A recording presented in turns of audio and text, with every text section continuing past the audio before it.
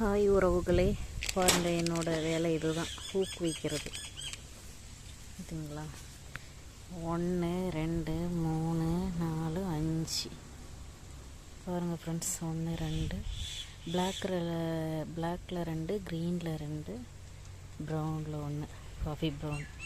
மொத்தம் 5 முடிஞ்சுங்களா? அப்புறம் 6 7 இதோட 8வது ப்ளவுஸ் ஃப்ரெண்ட்ஸ். நான் என்ன சொல்கிறேன்னா, என்னோட 4 தையல் மிஷின் இருந்துச்சு. 4 சந்தர்ப்ப சூழ்நிலையால் நாங்கள் விற்றுட்டோம்.